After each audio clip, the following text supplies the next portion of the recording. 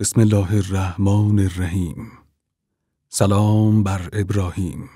با صدای بنده کوچک محمد رضا عبدین. بخش اول، محبت پدر. در خانه کوچک و مستاجری در حوالی میدان خراسان تهران زندگی می کردیم. اولین روزهای اردیبهشت سال 1336 بود. پدر چند روزی است که خیلی خوشحال است. خدا در اولین روز این ماه پسری به او عطا کرد. او دائما از خدا تشکر می کرد. هرچند حالا در خانه 3 پسر و 1 دختر هستیم، ولی پدر برای این پسر تازه متولد شده خیلی ذوق می کند. البته حق هم دارد. پسر خیلی بانمکی است. اسم بچه را هم انتخاب کرد. ابراهیم.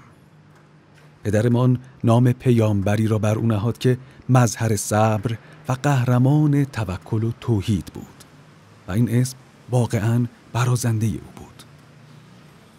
بستگان و دوستان هر وقت او را می دیدند با تعجب می گفتند: حسین آقا، تو 3 فرزند دیگه هم داری، چرا برای این پسر اینقدر خوشحالی می کنی؟ پدر با آرامش خاصی جواب می داد: این پسر حالت عجیبی دارد. من مطمئن هستم که ابراهیم من بنده خوب خدا می شود. این پسر نام من را هم زنده می کند. راست می گفت. محبت پدرمان به ابراهیم محبت عجیبی بود. هرچند بعد از او خدا 1 پسر و 1 دختر دیگر به خانواده ما عطا کرد، اما از محبت پدرم به ابراهیم چیزی کم نشد. ابراهیم دوران دبستان را به مدرسه طالقانی در خیابان زیبا رفت. اخلاق خاصی داشت. توی همان دوران دبستان نمازش ترک نمی شد. 1 بار هم در همان سالهای دبستان به دوستش گفته بود: بابای من آدم خیلی خوبیه. تا حالا چند بار امام زمان عجل الله تعالی فرجه الشریف را توی خواب دیده. وقتی هم که خیلی آرزوی زیارت کربلا داشته، حضرت عباس علیه السلام را در خواب دیده که به دیدنش آمده و با او حرف زده.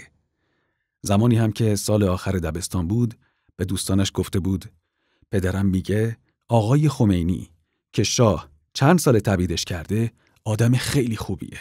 حتی بابا میگه همه باید به دستورات اون آقا عمل کنند، چون مثل دستورات امام زمانه. دوستانش هم گفته بودن: ابراهیم دیگه این حرفا رو نزن، آقای ناظم بفهمه اخراجت میکنه. شاید برای دوستان ابراهیم شنیدن این حرفها عجیب بود، ولی او به حرفهای پدر خیلی اعتقاد داشت.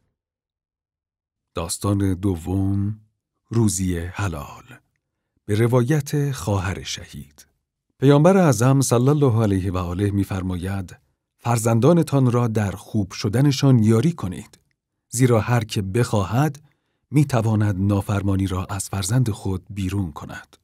بر این اساس پدرمان در تربیت صحیح ابراهیم و دیگر بچه‌ها اصلاً کوتاهی نکرد. البته پدرمان بسیار انسان با تقوایی بود. اهل مسجد و هیئت بود و به رزق حلال بسیار اهمیت میداد.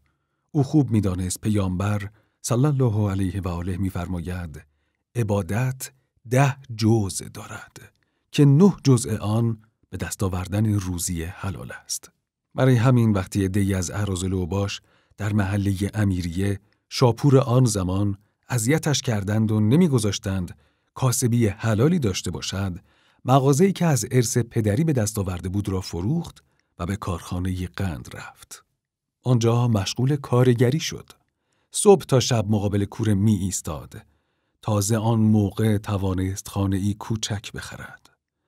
ابراهیم بارها گفته بود: اگر پدرم بچه‌های خوبی تربیت کرد، به خاطر سختی‌هایی بود که برای رزق حلال می‌کشید. هر زمان هم از دوران کودکی خودش یاد می‌کرد، می‌گفت: پدرم با من حفظ قرآن را کار می‌کرد. همیشه مرا با خودش به مسجد می‌برد. بیشتر وقتها به مسجد آیت الله نوری پایین چهارراه سرچشمه می‌رفتیم. آنجا هیئت حضرت علی اصغر علیه السلام برپا بود. پدرم افتخار خادمی آن هیئت را داشت. یادم هست که در همان سالهای پایانی دبستان ابراهیم کاری کرد که پدر عصبانی شد و گفت: ابراهیم برو بیرون تا شب هم بر نگرد. ابراهیم تا شب به خانه نیامد. همه خانواده ناراحت بودند که برای نهار چه کار کرده؟ اما روی حرف پدر حرفی نمی زدند. شب بود که ابراهیم برگشت. با ادب به همه سلام کرد. بلافاصله سوال کردم: نهار چی کار کردی داداش؟ پدر در حالی که هنوز ناراحت نشان میداد، اما منتظر جواب ابراهیم بود. ابراهیم خیلی آهسته گفت: تو کوچه راه میرفتم، دیدم یه پیرزن کلی وسایل خریده. نمیدونه چی کار کنه و چطور بره خونه. منم رفتم کمک کردم. وسایلش را تا منزلش بردم. پیرزن هم کلی تشکر کرد و سکه 5 ریالی به من داد. نمیخواستم قبول کنم ولی خیلی اصرار کرد. من هم مطمئن بودم این پول حلاله، چون براش زحمت کشیده بودم. ظهر با همون پول نان خریدم و خوردم. پدر وقتی ماجرا را شنید، لبخندی از رضایت بر لبانش نقش بست. خوشحال بود که پسرش درس پدر را خوب فرا گرفته و به روزی حلال اهمیت می‌دهد. دوستی پدر با ابراهیم از رابطه پدر و پسر فراتر بود. محبتی عجیب بین آن دو برقرار بود که ثمره آن در رشد شخصیتی این پسر مشخص بود. اما این رابطه دوستانه زیاد طولانی نشد. ابراهیم نوجوان بود که طعم خوش حمایت‌های پدر را از دست داد. در یک غروب غم‌انگیز سایه سنگین یتیمی را بر سرش احساس کرد. از آن پس مانند مردان بزرگ به زندگی ادامه داد. آن سالها بیشتر دوستان و آشنایان به او توصیه می‌کردند که به سراغ ورزش برود. او هم قبول کرد. داستان سوم، ورزش باستانی، به روایت جمعی از دوستان شهید. اوایل دوران دبیرستان بود که ابراهیم با ورزش باستانی آشنا شد. او شبها به زورخانه حاج حسن می‌رفت. حاج حسن توکل، معروف به حاج حسن نجار، عارفی وارسته بود. او زورخانه‌ای نزدیک دبیرستان ابوریحان داشت. ابراهیم هم یکی از ورزشکاران این محیط ورزشی و معنوی شد. حاج حسن ورزش را با یک یا چند آیه قرآن شروع می‌کرد. سپس حدیثی می‌گفت و ترجمه می‌کرد. بیشتر شبها ابراهیم را می‌فرستاد وسط گود. او هم در یک دور ورزش، معمولاً یک سوره قرآن، دعای توسل و یا اشعاری در مورد اهل بیت می‌خواند و به این ترتیب به مرشد هم کمک می‌کرد. از جمله کارهای مهم در این مجموعه این بود که هر زمان ورزش بچه‌ها به اذان مغرب می‌رسید، بچه‌ها ورزش را قطع می‌کردند و داخل همان گود زورخانه پشت سر حاج حسن نماز جماعت می‌خواندند. به این ترتیب حاج حسن در آن اوضاع قبل از انقلاب درس ایمان و اخلاق را در کنار ورزش به جوانها می‌آموخت. فراموش نمی‌کنم یک بار بچه‌ها پس از ورزش در حال پوشیدن لباس و مشغول خداحافظی بودند. یک بار مردی سراسیمه وارد شد. بچه خردسالی را نیز در بغل داشت. با رنگی پریده و با صدای لرزان گفت: حاج حسن کمکم کن. بچه هم مریضه. دکترها جوابش کردن. داره از دستم میره. نفس شما حقه. تو رو خدا دعا کنین. تو رو خدا. بعد شروع به گریه کرد. ابراهیم بلند شد و گفت: لباساتون رو عوض کنید و بیایید تو گود. خودش هم آمد وسط گود. آن شب ابراهیم در یک دور ورزش دعای توسل را با بچه‌ها زمزمه کرد. بعد هم از سوز دل برای آن کودک دعا کرد. آن مرد هم با بچه‌اش در گوشه‌ای نشسته بود و گریه می‌کرد. 2 هفته بعد حاج حسن بعد از ورزش گفت: بچه‌ها روز جمعه ناهار دعوت شدید. با تعجب پرسیدم: کجا؟ گفت: بند خدایی که با بچه مریض آمده بود. همان آقا دعوت کرده. بعد ادامه داد: الحمدلله مشکل بچهش برطرف شده. دکتر هم گفته بچت خوب شده. برای همین ناهار دعوت کرده. برگشتم و ابراهیم را نگاه کردم. مثل کسی که چیزی نشنیده آماده رفتن میشد. اما من شک نداشتم. دعای توسلی که ابراهیم با آن شور و حال عجیب خواند کار خودش را کرده. بارها می دیدم ابراهیم با بچه‌هایی که نه ظاهر مذهبی داشتند و نه به دنبال مسائل دینی بودند رفیق می شد. آنها را جذب ورزش می کرد و به مرور به مسجد و هیئت می کشاند. یکی از آنها خیلی از بقیه بدتر بود. همیشه از خوردن مشروب و کارهای خلافش می گفت. اصلاً چیزی از دین نمی‌دانست. نه نماز و نه روزه. به هیچ چیز اهمیت نمیداد. حتی میگفت تا حالا هیچ جلسه مذهبی یا هیئت نرفتم. به ابراهیم گفتم آقا ابراهیم اینها کی هستن دنبال خودت میاری؟ با تعجب پرسید چطور؟ چی شده؟ گفتم دیشب این پسر دنبال شما وارد هیئت شد. بعد هم آمد و کنار من نشست.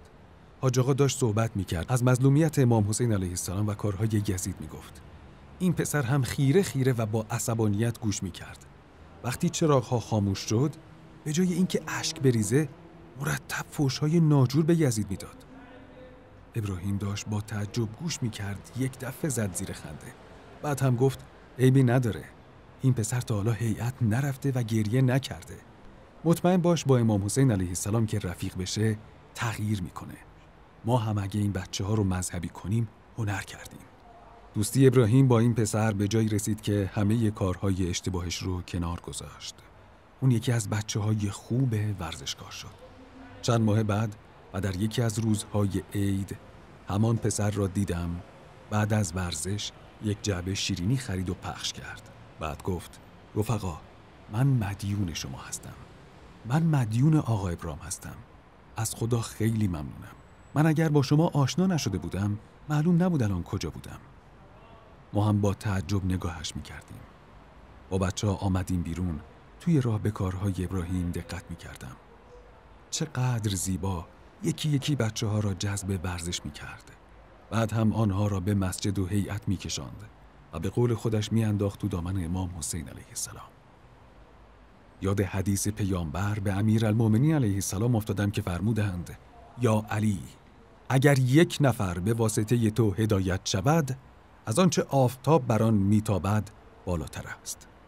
از دیگر کارهایی که در مجموعه ورزش باستانی انجام میشد این بود که بچه‌ها به صورت گروهی به زورخانه‌های دیگر میرفتند و آنجا ورزش میکردند. یک شب ماه رمضان ما به زورخانه‌ای در کرج رفتیم. آن شب را فراموش نمی‌کنم. ابراهیم شعر می‌خواند، دعا می‌خواند و ورزش می‌کرد. مدتی طولانی بود که ابراهیم در کنار گود مشغول شنای زورخانه‌ای بود. چند سری بچه‌های داخل گود عوض شدند. اما ابراهیم همچنان مشغول شنا بود. اصلاً به کسی توجه نمی‌کرد. پیرمردی در بالای سکو نشسته بود و به ورزش بچه‌ها نگاه می‌کرد. پیش من آمد. ابراهیم را نشان داد و با ناراحتی گفت آقا این جوون کیه؟ با تعجب گفتم چطور مگه؟ گفت من که وارد شدم ایشان داشت شنا می رفت. من با تسبیح شنا رفتنش را شمردم. تا الان 7 دور تسبیح رفته. یعنی 700 تا شنا. تو رو خدا بیارش بالا الان حالش به هم میخوره. وقتی ورزش تمام شد ابراهیم اصلاً احساس خستگی نمی کرد. انگار نه انگار که 4 ساعت شنا رفته. البته ابراهیم این کارها را برای قوی شدن انجام میداد. همیشه میگفت برای خدمت به خدا و بندگانش باید بدنی قوی داشته باشیم. مرتب دعا میکرد که خدایا بدنم را برای خدمت کردن به خودت قوی کن. ابراهیم در همان ایام یک جفت میل و سنگ بسیار سنگین برای خودش تهیه کرد. حسابی سر زبانها افتاده و انگشت نما شده بود. اما بعد از مدتی دیگر جلوی بچه‌ها چنین کارهایی را انجام نداد. می گفت این کارها عامل غرور انسان میشه. می گفت مردم به دنبال این هستن که چه کسی قوی تر از بقیه است. من اگه جلوی دیگران ورزش‌های سنگین را انجام دهم باعث ضایع شدن رفقایم می شوم. در واقع خودم را مطرح کردم و این کار اشتباه است. بعد از آن وقتی میاندار ورزش بود و می دید که شخصی خسته شده و کم آورده سری ورزش را عوض می کرد.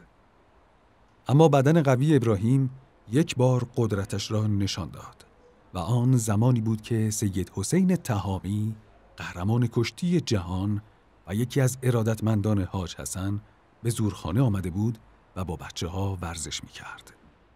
بخش 4 پهلوان به روایت حسین الله کرم. سید حسین تهامی کشتیگیر قهرمان جهان به زورخانه ما اومده بود و با بچه‌ها ورزش می‌کرد. هرچند مدتی بود که سید به مسابقات قهرمانی نمی‌رفت. اما هنوز بدنی بسیار ورزیده و قوی داشت. بعد از پایان ورزش رو کرد به حاج حسن و گفت: حاجی کسی هست با من کشتی بگیره؟ حاج حسن نگاهی به بچه‌ها کرد و گفت: ابراهیم. بعد هم اشاره کرد برو وسط گرد. معمولاً در کشتی پهلوانی حریفی که زمین بخوره یا خاک بشه میبازه. کشتی شروع شد. همه ما تماشا میکردیم. مدتی طولانی دو کشتیگیر درگیر بودن، اما هیچ کدوم زمین نخوردن. فشار زیادی به هر دو نفرشون اومد، اما هیچ کدوم نتونست حریفش رو مغلوب کنه. این کشتی پیروز نداشت. بعد از کشتی سید حسین بلند میگفت: باریکلا، چه جوون شجاعی، ماشاءالله پهلوون. ورزش تمام شده بود. حاج حسن خیره به صورت ابراهیم نگاه میکرد. ابراهیم اومد جلو و با تعجب گفت: چیزی شده حاجی؟ حاج حسن هم بعد از چند لحظه سکوت گفت: تو قدیم‌های این تهرون 2 پهلوون بودن به نام‌های حاج سید حسن رزاز و حاج صادق بلورفروش. اونا خیلی با هم دوست و رفیق بودن. توی کشتی هم هیچ کس حریفشون نبود.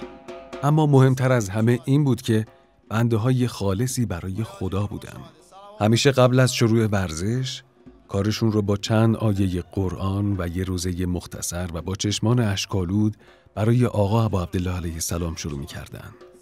نفس گرم حاج محمد صادق و حاج سید حسن مریض شفا میداد. بعد ادامه داد: ابراهیم، من تو رو یه پهلوون میدونم، مثل اونا. ابراهیم هم لبخندی زد و گفت: نه حاجی، ما کجا و اونا کجا؟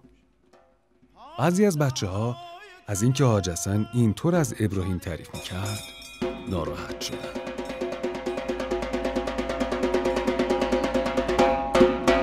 فردای اون روز 5 پهلوون از یکی از زورخانه‌های تهران به اونجا اومدن. قرار شد بعد از ورزش با بچه‌های ما کشتی بگیرن. همه قبول کردن که حاج حسن داور بشه. بعد از ورزش کشتی‌ها شروع شد. 4 مسابقه برگزار شد. 2 کشتی رو بچه‌های ما بردن، 2 تا هم اونا. اما در کشتی آخر کمی شلوغکاری شد. اونا سر حاج حسن داد می‌زدن. حاج حسن هم خیلی ناراحت شده بود. من دقت کردم و دیدم کشتی بعدی بین ابراهیم و یکی از بچه‌های مهمونه. اونا هم که ابراهیم رو خوب میشناختن مطمئن بودن که میبازن. برای همین شلوغکاری میکردن که اگر باختن تقصیر رو بندازن گردن داور. همه عصبانی بودن. چند لحظه‌ای نگذشت که ابراهیم داخل گود اومد. با لبخندی که بر لب داشت با همه بچه‌های مهمون دست داد. آرامش به جمع ما برگشت. بعد هم گفت: من کشتی نمیگیرم. همه با تعجب پرسیدن چرا؟ کمی مکث کرد و به آرومی گفت: دوستی و رفاقت ما خیلی بیشتر از این حرف و کارا ارزش داره. بعد هم دست حاج حسن رو بوسید و با یک صلوات پایان کشتی‌ها رو اعلام کرد. شاید در اون روز برنده و بازنده نداشتیم، اما برنده واقعی فقط ابراهیم بود. وقتی هم می‌خواستیم لباس بپوشیم و بریم، حاج حسن همه ما رو صدا کرد و گفت: فهمیدید چرا گفتم ابراهیم پهلوونه؟ ما همه ساکت بودیم. حاج حسن ادامه داد: ببینید بچه‌ها، پهلوانی یعنی همین کاری که امروز دیدید. ابراهیم امروز با نفس خودش کشتی گرفت و پیروز شد. ابراهیم به خاطر خدا با اونا کشتی نگرفت و با این کار جلوی کینه و دعوا رو گرفت. بچه‌ها، پهلوانی یعنی همین کاری که امروز دیدید. داستان پهلوانی‌های ابراهیم ادامه داشت تا ماجراهای پیروزی انقلاب پیش اومد. بعد از اون اکثر بچه‌ها درگیر مسائل انقلاب شدن و حضورشون در ورزش باستانی خیلی کمتر شد. تا اینکه ابراهیم پیشنهاد داد که صبحها در زورخانه نماز جماعت صبح رو بخونیم و بعد ورزش کنیم و همه قبول کردن. بعد از اون هر روز صبح برای اذان در زورخانه جمع می شدیم. نماز صبح رو به جماعت می خوندیم و ورزش رو شروع می کردیم. بعد هم صبحونه مختصری و به سر کارامون می رفتیم. ابراهیم خیلی از این قضیه خوشحال بود، چرا که از طرفی ورزش بچه‌ها تعطیل نشده بود و از طرفی بچه‌ها نماز صبح رو به جماعت می‌خوندن.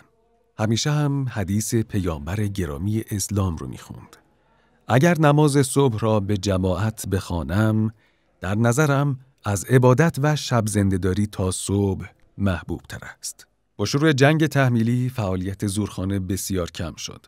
اکثر بچه‌ها در جبهه حضور داشتند. ابراهیم هم کمتر به تهران می اومد. یک بار هم که اومده بود، وسایل ورزشی باستانی خودش رو برد و در همون مناطق جنگی بساط ورزش باستانی رو راه اندازی کرد. زورخانه حاج حسن توکل در تربیت پهلوانای واقعی زبان زد بود. از بچه‌های اونجا به جز ابراهیم، جوانای بسیاری بودن که در پیشگاه خدا پهلوانیشون اثبات شده بود. اونا با خون خودشون ایمانشون رو حفظ کردند و پهلوانای واقعی همینها هستند. دوران زیبا و معنوی زورخانه حاج حسن در همان سالهای اول دفاع مقدس با شهادت شهید حسن شهابی، مرشد زورخانه، شهید اصغر رنجبران، فرمانده تیپ عمار و شهیدان سید صالحی، محمد شاهرودی، علی خرمدل، حسن زاهدی، سید محمد سبحانی، سید جواد مجدپور، رضا پند، حمدالله مرادی، رضا هوریار، مجید فریدوند، قاسم کاظمی و ابراهیم و چندین شهید دیگه و همچنین جانبازی حاج علی نصرالله، مصطفی هرندی و علی مقدم و همچنین درگذشت حاج حسن توکل به پایان رسید. مدتی بعد با تبدیل محل زورخانه به ساختمان مسکونی، دوران ورزش باستانی ما هم به خاطره ها پیوست. بخش پنجم، والیبال تک نفره، به روایت جمعی از دوستان شهید. بازوان قوی ابراهیم از همون اوایل دبیرستان نشون داد که توی بسیاری از ورزش‌ها قهرمانه. توی زنگای ورزش همیشه مشغول والیبال بود. هیچ کس از بچه‌ها حریف اون نمی‌شد. یک بار تک نفره در مقابل یه تیم 6 نفره بازی کرد. فقط اجازه داشت که 3 ضربه به توپ بزنه. همه ما از جمله معلم ورزش شاهد بودیم که چطور پیروز شد. از اون روز به بعد والیبال رو بیشتر تک نفره بازی می‌کرد. بیشتر روزای تعطیل پشت آتش نشانی خیابون 17 شهریور بازی می‌کردیم. خیلی از مدعی‌ها حریف ابراهیم نمی‌شدن. اما بهترین خاطره والیبال ابراهیم برمیگرده به دوران جنگ و شهر گیلان غرب. اونجا یه زمین والیبال بود که بچه‌های رزمنده در اون بازی می‌کردن. یک روز چند دستگاه مینیبوس برای بازدید از مناطق جنگی به گیلان غرب اومدن که مسئول اونها آقای داوودی، رئیس سازمان تربیت بدنی بود. آقای داوودی توی دبیرستان معلم ورزش ابراهیم بود و اونو کامل میشناخت. ایشون مقداری وسایل ورزشی به ابراهیم داد و گفت هر طور صلاح میدونید مصرف کنید. بعد گفت دوستان ما همه از رشته‌های ورزشی هستن و برای بازدید اومدن. ابراهیم کمی برای ورزشکارا صحبت کرد و مناطق مختلف شهر رو به اونا نشون داد تا اینکه به زمین والیبال رسیدیم. آقای داوودی گفت چند تا از بچه‌های هیئت والیبال تهران با ما هستن. نظرت برای برگزاری یه مسابقه چیه؟ ساعت 3 عصر مسابقه شروع شد. 5 نفر که 3 نفرشون والیبالیست حرفه‌ای بودن، یه طرف بودن، ابراهیم به تنهایی در طرف مقابل. تعداد زیادی هم تماشاگر بودن. ابراهیم طبق روال قبلی با پاهای برهنه و پاچه‌های بالا زده و زیر پیراهنی مقابل اونا قرار گرفت. به قدری هم خوب بازی کرد که کمتر کسی باور می‌کرد. بازی اونا یه نیمه بیشتر نداشت و با اختلاف 10 امتیاز به نفع ابراهیم تموم شد. بعد هم بچه‌های ورزشکار با ابراهیم عکس گرفتن. اونا باورشون نمیشد یه رزمنده ساده مثل حرفه‌ای ترین ورزشکارا بازی کنه. یه بارم توی پادگان 2 کوهه برای رزمنده ها از والیبال ابراهیم تعریف کردم. یکی از بچه‌ها رفت و توپ والیبال آورد. بعد هم 2 تا تیم تشکیل داد و ابراهیم رو هم صدا کرد. اون ابتدا زیر بار نمیرفت و بازی نمیکرد. اما وقتی اصرار کردیم گفت پس همه شما یه طرف، منم تکی بازی میکنم. بعد از بازی چند نفر از فرمانده ها گفتن تا حالا اینقدر نخندیده بودیم. ابراهیم هر ضربه‌ای که میزد چند نفر به سمت توپ میرفتن و به هم برخورد میکردن و رو زمین میافتادن. ابراهیم در پایان بازی با اختلاف زیادی بازی رو برد. بخش ششم، شرط بندی، به روایت مهدی فریدوند و سعید صالحتاش. تقریباً سال 1354 بود. صبح یه روز جمعه مشغول بازی بودیم. 3 نفر غریبه جلو اومدن و گفتن ما از بچه‌های غرب تهرانیم. ابراهیم کیه؟ بعد گفتن بیا بازی سر 200 تومن. دقایقی بعد بازی شروع شد. ابراهیم تک و اونا 3 نفر بودن. ولی به ابراهیم باختن. همون روز به یکی از محله‌های جنوب شهر رفتیم. سر 700 تومن شرط بستیم. بازی خوب بود و خیلی سریع بردیم. موقع پرداخت پول، ابراهیم فهمید اونا مشغول قرض گرفتن هستن تا پول ما رو جور کنن. یک دفعه ابراهیم گفت آقا یکی بیاد تکی با من بازی کنه. اگه برنده شد، ما پول نمیگیریم. یکی از اونا جلو اومد و شروع به بازی کرد. ابراهیم خیلی ضعیف بازی میکرد. انقدر ضعیف که حریفش برنده شد. همه اونا خوشحال از اونجا رفتن. منم که خیلی عصبانی بودم، به ابراهیم گفتم آقا ابراهیم چرا اینجوری بازی کردی؟ با تعجب نگاهم کرد و گفت میخواستم ضایع نشن. همه اینا رو هم 100 تومن تو جیبشون نبود. هفته بعد دوباره همون بچه‌های غرب تهران با 2 نفر دیگه از دوستانشون اومدن. اونا 5 نفره با ابراهیم سر 500 تومن بازی کردن. ابراهیم پاچه‌های شلوارش رو بالا زد و با پای برهنه بازی می‌کرد. اون چنان به توپ ضربه می‌زد که هیچ کس نمیتونست اونو جمع کنه. اون روز هم ابراهیم با اختلاف زیاد برنده شد. شب با ابراهیم رفته بودیم مسجد. بعد از نماز حاج آقا احکام میگفت تا اینکه از شرط بندی و پول حرام صحبت کرد و گفت پیامبر صلی الله علیه و آله می‌فرماید هر کس پولی را از راه نامشروع به دست آورد در راه باطل و حوادث سخت از دست می‌دهد. و نیز فرموده اند کسی که لقمه ای از حرام بخورد نماز 40 شب و دعای 40 روز او پذیرفته نمی شود. ابراهیم با تعجب به صحبت‌ها گوش می‌کرد. با هم رفتیم پیش حاج آقا و گفت من امروز سر والیبال 500 تومن تو شرط بندی برنده شدم. بعد هم ماجرا رو تعریف کرد و گفت البته این پول رو به یک خانواده مستحق بخشیدم. حاج آقا هم گفت از این به بعد مواظب باش. ورزش بکن اما شرط بندی نکن. هفته بعد دوباره همون افراد اومدن. این دفعه با چند یار قوی تر. بعد گفتن این دفعه بازی سر 1000 تومن. ابراهیم گفت من بازی میکنم اما شرط بندی نمیکنم. اونا هم شروع کردن به مسخره کردن و تحریک کردن ابراهیم و گفتن ترسیده، میدونه میبازه. یکی دیگه گفت پول نداره. ابراهیم برگشت و گفت شرط بندی حرومه. منم اگه میدونستم هفته‌های قبل با شما بازی نمیکردم. پول شما رو هم دادم به فقیر. اگه دوست دارید بدون شرط بندی بازی میکنیم. که البته بعد از کلی حرف و سخن و مسخره کردن بازی انجام نشد. دوستش میگفت با اینکه بعد از اون ابراهیم به ما بسیار توصیه کرد که شرط بندی نکنید، اما یک بار با بچه‌های محله نازی‌آباد بازی کردیم و مبلغ سنگینی رو باختیم. آخرای بازی بود که ابراهیم اومد. به خاطر شرط بندی خیلی از دست ما عصبانی شد. از طرفی ما چنین مبلغی رو نداشتیم که پرداخت کنیم. وقتی بازی تموم شد، ابراهیم جلو اومد و توپو گرفت. بعد گفت کسی هست بیاد تک به تک بزنیم؟ از بچه‌های نازی‌آباد کسی بود به نام هقاف که عضو تیم ملی و کاپیتان تیم برق بود. با غرور خاصی جلو اومد و گفت سر چی؟ ابراهیم گفت اگه باختی از این بچه‌ها پول نگیری. او هم قبول کرد. ابراهیم به قدری خوب بازی کرد که همه ما تعجب کردیم. او با اختلاف زیاد حریفش رو شکست داد. اما بعد از اون حسابی با ما دعوا کرد. ابراهیم بجز والیبال توی بسیاری از رشته‌های ورزشی مهارت داشت. توی کوهنوردی یه ورزشکار کامل بود. تقریباً از 3 سال قبل از پیروزی انقلاب تا ایام انقلاب هر هفته صبح‌های جمعه با چند نفر از بچه‌های زورخونه میرفتن تجریش.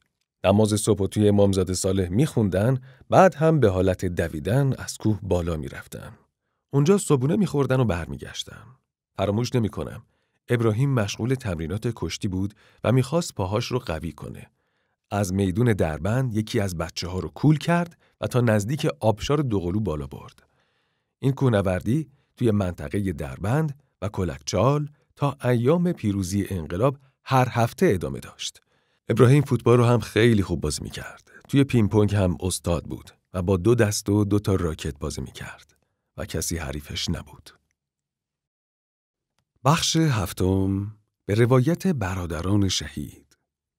هنوز مدتی از حضور ابراهیم در ورزش باستانی نگذشته بود که به توصیه دوستان و شخص حاج حسن به سراغ کشتی رفت. اون تو باشگاه ابو مسلم در اطراف میدون خراسان ثبت نام کرد. اون کار خودشو با وزن 53 کیلو آغاز کرد. آقایان گودرزی و محمدی مربیان خوب ابراهیم در اون زمان بودن. آقای محمدی ابراهیمو به خاطر اخلاق و رفتارش خیلی دوست داشت. آقای گودرزی هم خیلی خوب فنون کشتی رو به ابراهیم آموزش میداد. همیشه میگفت این پسر خیلی آرومه، اما تو کشتی وقتی زیر میگیره، چون قد بلند و دستای کشیده و قوی داره، مثل پلنگ حمله میکنه. اون تا امتیاز نگیره ولکن نیست. برای همین اسم ابراهیمو گذاشته بود پلنگ خفته. بارها میگفت یه روز این پسر رو تو مسابقات جهانی میبینید. مطمئن باشید. سالهای اول دهه 50 توی مسابقات قهرمانی نوجوانان تهران شرکت کرد. ابراهیم همه ی حریفاشو با اقتدار شکست داد. اون در حالی که 15 سال بیشتر نداشت، برای مسابقات کشوری انتخاب شد. مسابقات توی روزای اول آبان برگزار می شد، ولی ابراهیم توی این مسابقات شرکت نکرد. مربی‌ها خیلی از دستش ناراحت شدن. بعدها فهمیدیم مسابقات در حضور ولیعهد برگزار می شد و جوایز هم توسط اون اهدا شده. برای همین ابراهیم در مسابقات شرکت نکرده بود. سال بعد ابراهیم در مسابقات قهرمانی آموزشگاه‌ها شرکت کرد و قهرمان شد. همون سال در وزن 62 کیلو در قهرمانی باشگاه‌های تهران شرکت کرد. در سال بعد از اون در مسابقات قهرمانی آموزشگاه‌ها وقتی دید دوست صمیمی خودش در وزن اون یعنی 68 کیلو شرکت کرده، ابراهیم یه وزن بالاتر رفت و در 74 کیلو شرکت کرد. در اون سال درخشش ابراهیم خیره کننده بود و جوون 18 ساله قهرمان 74 کیلو آموزشگاه‌ها شد. تبحر خاص ابراهیم در فن لنگ و استفاده به موقع و صحیح از دستای قوی و بلند خودش باعث شده بود که به کشتیگیری تمام عیار تبدیل بشه. صبح زود ابراهیم با وسایل کشتی از خونه بیرون رفت. من و برادرم هم راه افتادیم. هر جا می رفت دنبالش بودیم. تا اینکه داخل سالن هفته تیر فعلی رفت. ما هم رفتیم توی سالن و بین تماشاگرها نشستیم. سالن شلوغ بود. ساعتی بعد مسابقات کشتی شروع شد.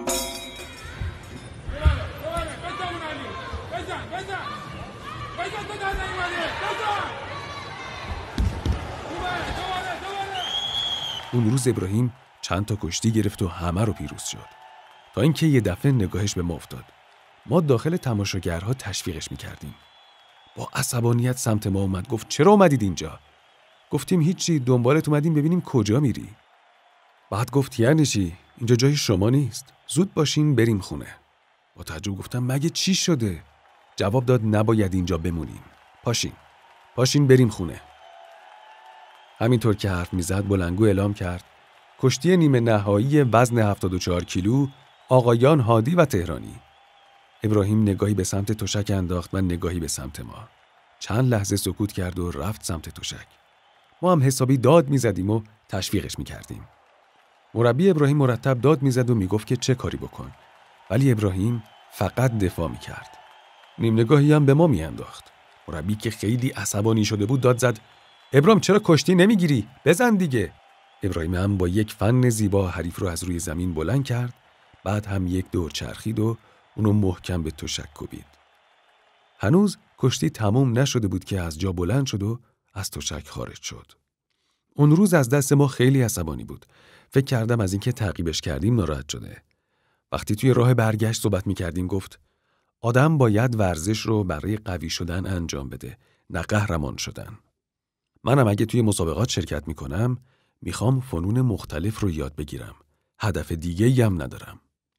گفتم مگه بد آدم قهرمان و مشهور بشه و همه بشناسنش.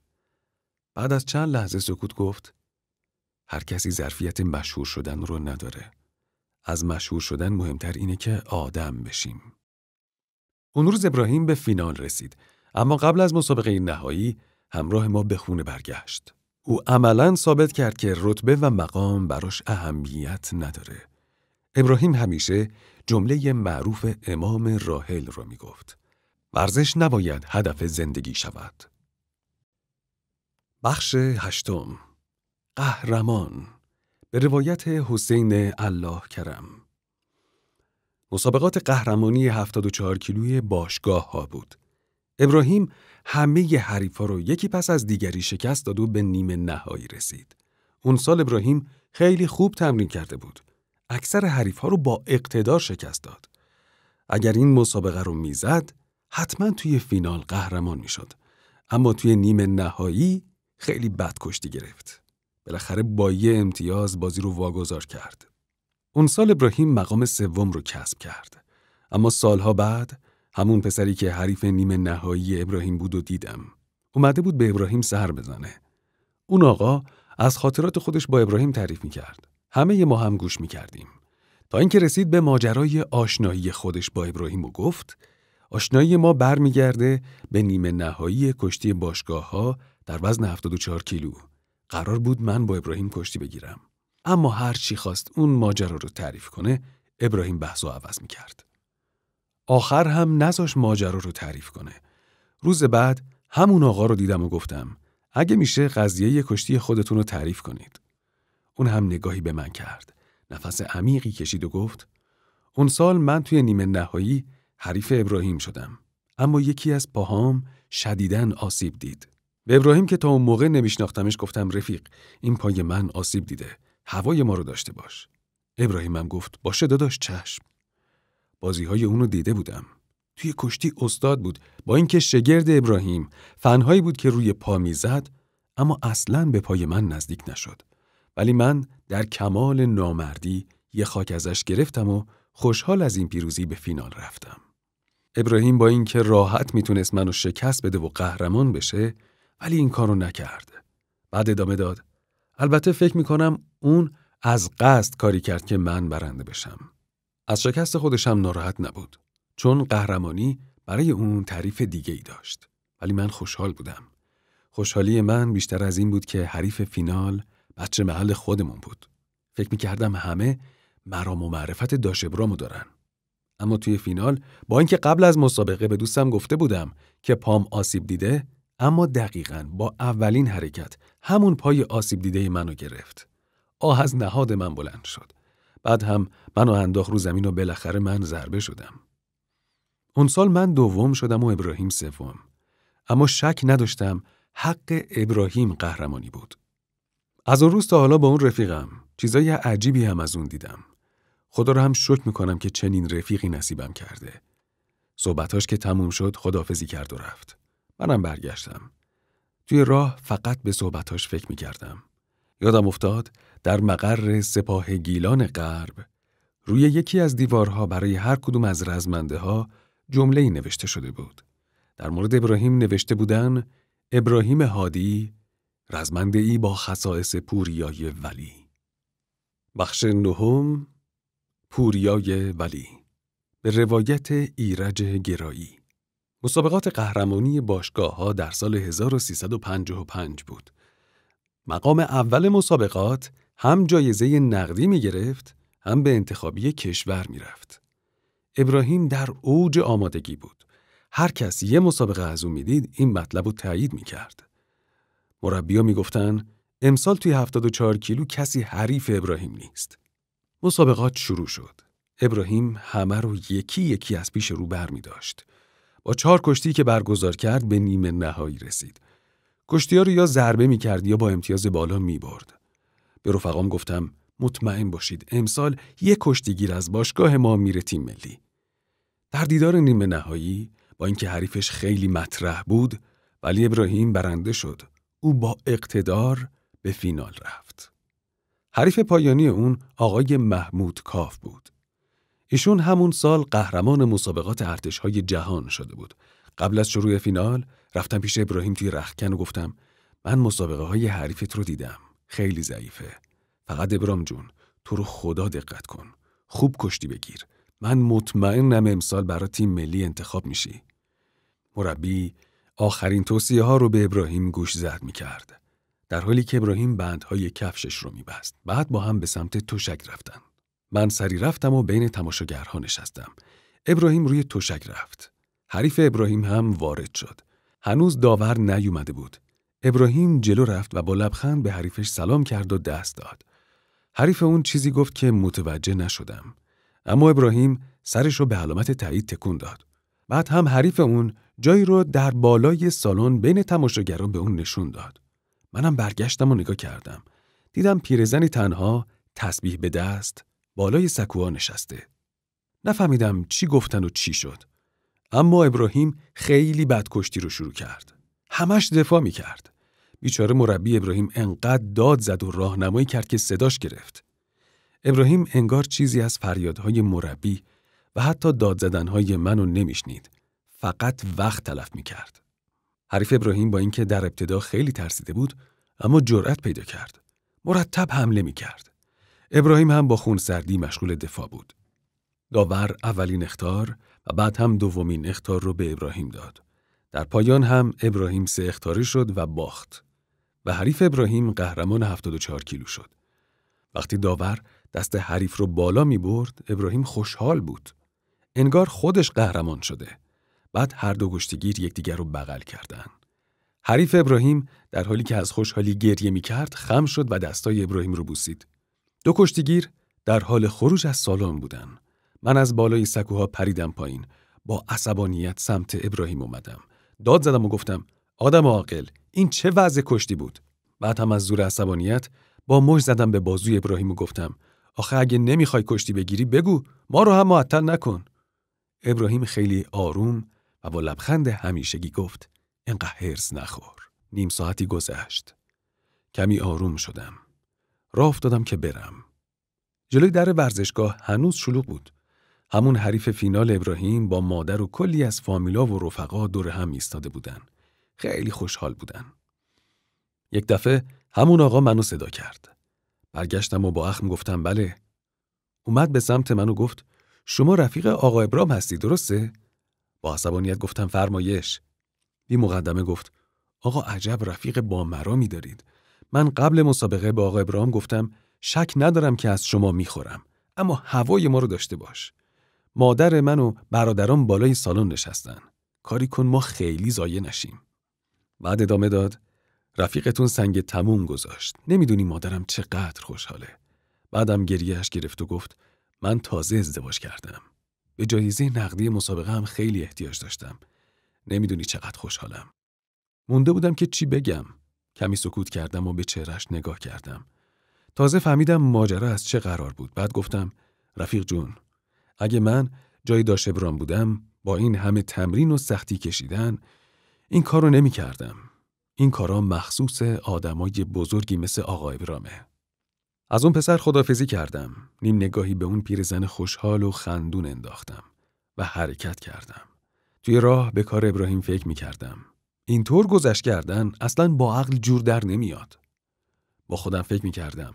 پوریای ولی وقتی فهمید حریفش به قهرمانی در مسابقه احتیاج داره و حاکم شهر اونها رو اذیت کرده، به حریفش باخت. یاد تمرین‌های سختی که ابراهیم تو این مدت کشیده بود افتادم.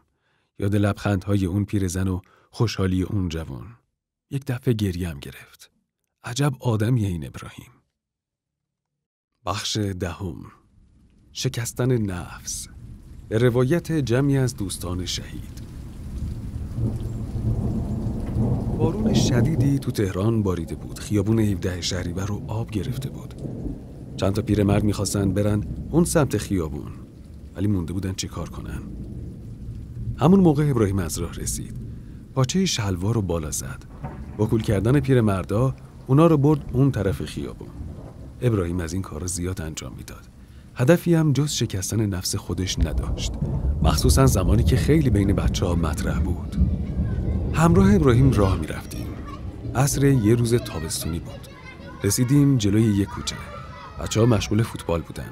به محض عبور ما، پسر بچه‌ای محکم توپ رو شوت کرد. توپ مستقیم به صورت ابراهیم خورد. به طوری که ابراهیم یه لحظه نشست رو زمین. صورت ابراهیم سرخ شده بود. خیلی عصبانی شدم. به سمت بچه‌ها نگاه کردم. همه در حال فرار بودن تا از ما کتک نخورن. ابراهیم همینطور که نشسته بود، دست کرد توی ساک خودش. پلاستیک گردو رو برداشت.